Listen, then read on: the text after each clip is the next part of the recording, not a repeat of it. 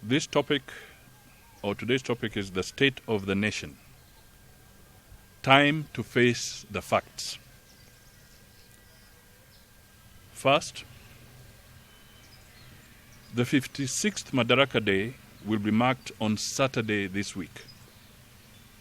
Madaraka Day is very significant in the life of our country. Indeed, Madaraka is the mother of Kenya's independence.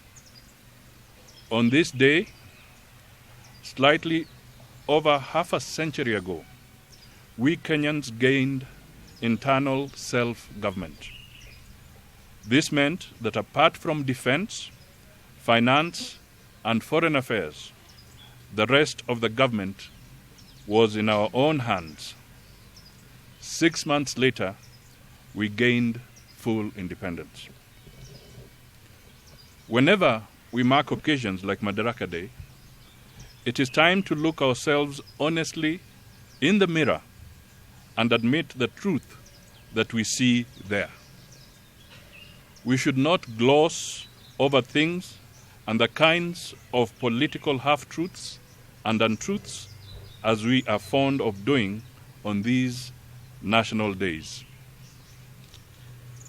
We tend to roll out statistics that suggest the country is doing extremely well.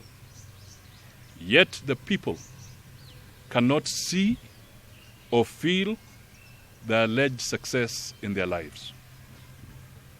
This is because what the executive tells us about our country is simply not true.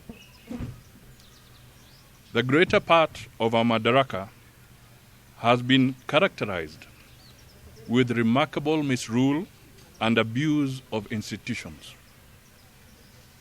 The state has been largely dysfunctional, and especially now. Our country seems to be in a free fall at the behest of robber barons that have invaded government. The truth is finally out. State officers are hiding billions of shillings in official budgets with the express intent to steal them. It is a slap in the face of our self-government. Self-government means that our destiny is in our own hands. When we wrestled independence from the colonial master, the objective was not to run down our country. The intention was to build a thriving nation with equal opportunities. In the words of our national anthem, the founders of our country dreamt of an equitable society of hard-working people. They dreamt of justice as our shield and defender, of unity, peace, and liberty. But most significantly, they had a vision of a hard-working people. Let the fruit of our labor fill every heart with thanksgiving, they said. Today, we are seeing the fruit of stealing, filling up a few hearts with arrogance, and the rest of the millions of hearts suffering and misery.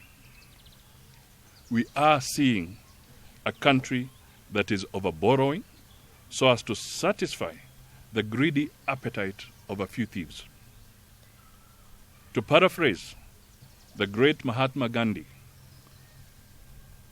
our country is adequately resourced to feed everyone's needs, but it does not have enough resources to feed everyone's greed. Today, the national debt is just shy of 6 trillion Kenya shillings. Most of this money cannot be accounted for. it certainly has not been accounted for. When we ask the government to publish the country's debt portfolio, they give us a deaf ear. How long will this reckless borrowing without accountability go on? The Jubilee government and their partners must now tell Kenyans the true level of the country's indebtedness and the detailed terms and conditions around each debt. Kenyans have a right to know.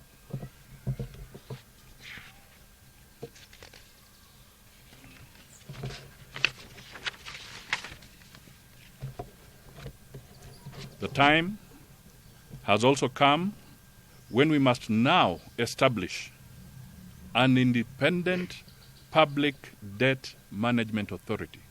Please catch this. Time has come when we must now establish an independent public debt management authority. The authority must regulate and manage our present debt and future borrowing. It must move us away from the present arrangement where borrowing is handled as if it is a function of a secret society. In this day and age of open governance, government can no longer behave as if it is a secret society. The famous word, serikali, sirikali. And especially not when it is borrowing funds to be repaid by the citizens. There must especially be public participation in the decision to borrow and in deciding what we want to do with the borrowed money. These are just a few of the concerns that President Uhuru Kenyatta must clearly address on this 56th Madaraka Day. When the President gave his State of the Nation address last month in Parliament, he left a lot to be desired. He glossed over issues. He spoke in vague and equivocal terms, painting glossy pictures of a strange, non-existent country. The head of state's address was a damper that left many of us wondering whether he lives in this country or somewhere else. He must use this year's Madaraka Day to redeem himself. The President must also address the question of youth and employment. What is the government's agenda for the youth? Do the people in government recognize that Kenya is sitting on a time bomb? Today, there are about 8.5 million unemployed or underemployed young people out there. Does this government care about them? If it does, what is it doing about them? How many young people would the hundreds of billions that have been looted keep in gainful employment? Why does the top continue to sit comfortably with the people who have denied our youth livelihood? Why are persons associated with theft from the public coffers still sitting in the cabinet? Why are thieves still running all over the country with cartons and chests of stolen money, lavishly flaunting their loot at public gatherings? Are we proud to display to the world that we are a bandit economy?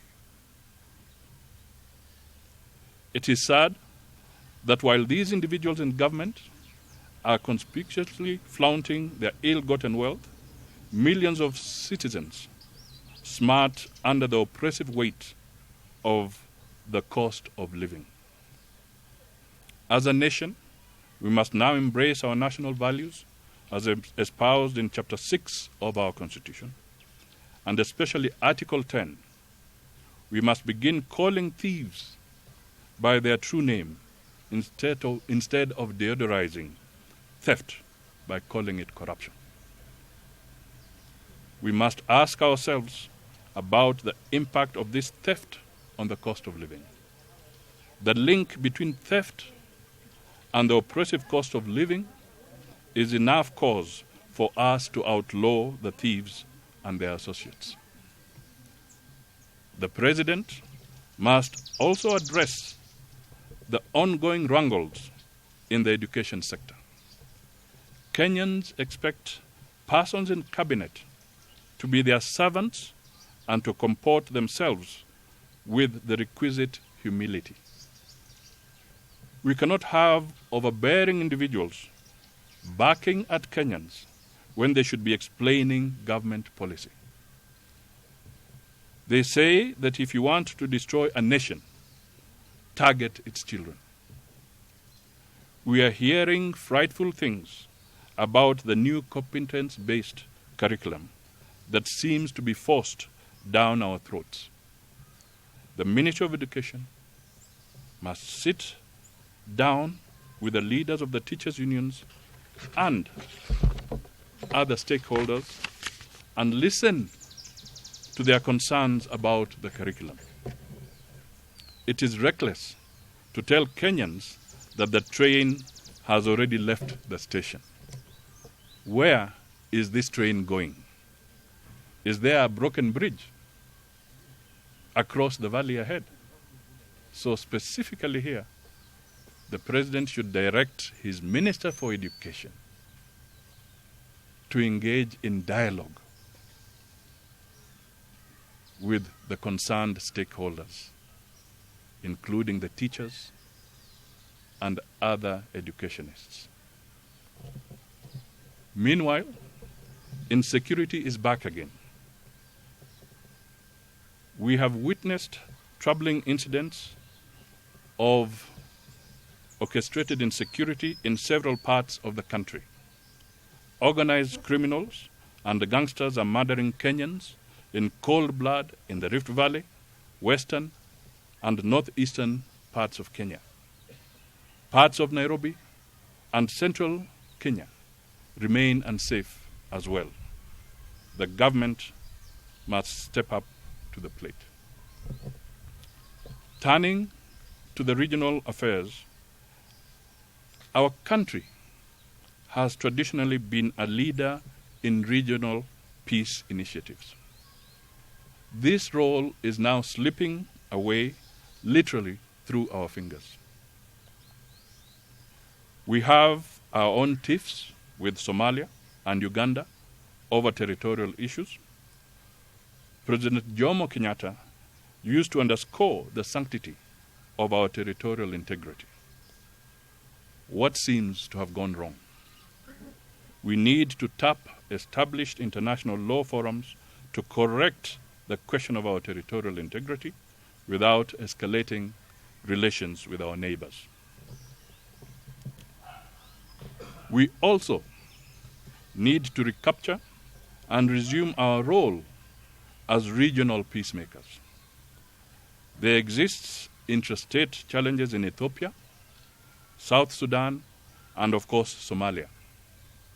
Disturbing interstate challenges also exist, for instance, between Rwanda and Uganda, Rwanda and Burundi, Ethiopia and Somalia, Ethiopia and Eritrea, and Ethiopia and Djibouti. There are also issues between Rwanda and Uganda on the one hand and the Democratic Republic of Congo on the other.